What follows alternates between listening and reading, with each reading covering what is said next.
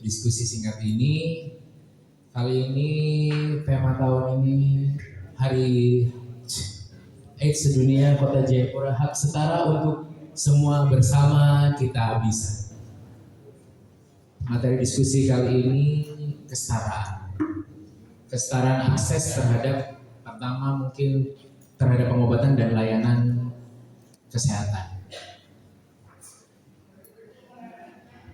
Banyak orang yang hidup dengan HIV atau AIDS yang kita sebut dengan ODA sering menghadapi tantangan besar dalam akses layanan pengobatan yang mungkin selama ini menjadi bukan suatu kendala atau ya banyak tantangan, baik dari layanan kesehatan ataupun dari teman-teman yang mendapatkan layanan pengobatan tersebut. Kira-kira saya ingin bertanya kepada mungkin sebelumnya Ayu boleh berkenalan dulu dengan Ibu di sebelah saya, silakan memperkenalkan diri. Baik, selamat malam semua. Kalau saya bilang semangat pagi, tolong dijawab pagi sehat luar biasa, ya. Semangat pagi, Pagi sehat luar biasa. Puji Tuhan. Tepuk tangan buat kita semua. Perkenalkan, nama saya Dr. Elis Mando, sehari-hari dipanggil Dr. Elis. Saya bertugas sebagai dokter umum di Puskesmas Padang Bulan yang sekarang bernama Puskesmas Emereu dan mendapatkan tugas tambahan sebagai kepala puskesmas di Puskesmas Emereu. Sekian perkenalan singkat dari saya. Terima kasih Ibu Dokter. Dan sebelahnya silakan Mam. Ya, selamat malam. Perkenalkan, nama saya Valen Karbaba. Saya adalah orang dengan HIV, ODID. Sudah hidup dengan HIV selama 5 tahun. Luar biasa. Tepuk tangan dulu teman-teman.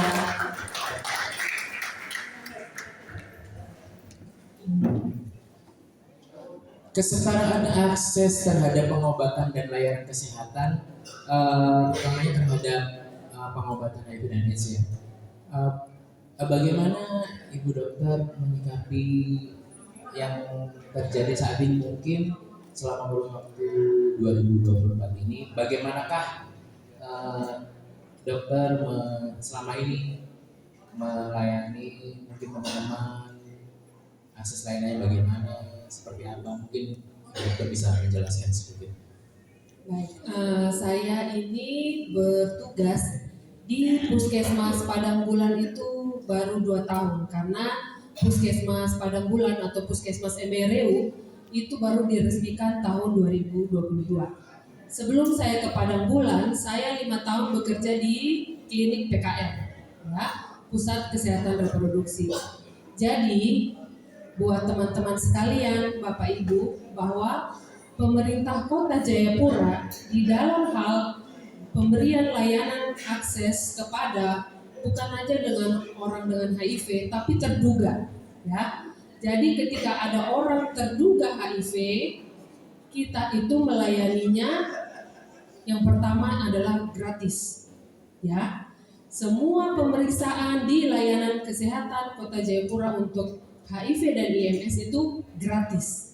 Tapi pada kenyataannya masih banyak orang yang takut periksa, ya.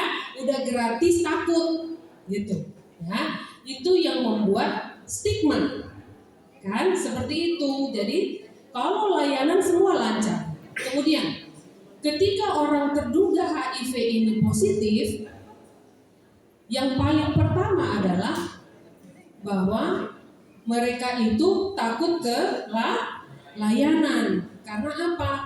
Layanan sekarang itu masih di kotak-kotakan. Saya juga mengakui bahwa layanan sekarang itu kan apa sih di kotak-kotakan? Ini tempatnya HIV, ini IMS, ini TBC, seperti itu ya.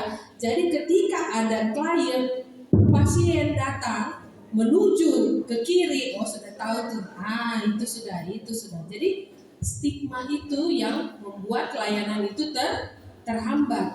Tapi kalau layanan pengobatan, layanan, pemeriksaan untuk saat ini semuanya gratis. Ya, tidak ada kesusahan.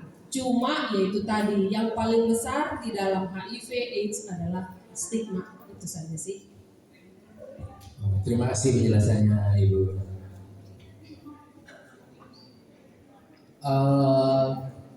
Saya masih bertanya di dokter dulu.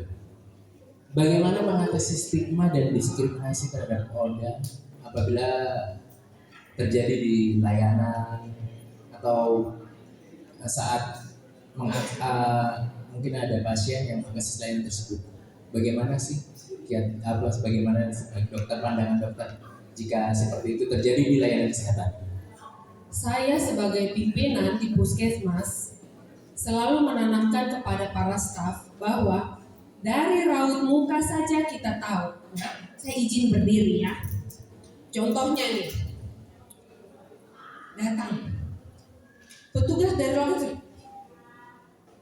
Nah, itu kan ekspresi itu kan sudah menjadi stigma. Jadi biasa aja orang mau pakai rok mini kan, toh orang laki-laki rambutnya panjang kah atau apa. Saya itu sebagai petugas layanan itu ya biasa aja. Kepada pejabat saya biasa aja, kepada orang yang tidak pakai alas kaki biasa saja, kepada orang yang berpakaian yang menurut orang norma-norma itu tidak. Tapi saya selalu menekankan kepada staf saya bahwa stigma itu bukan misalnya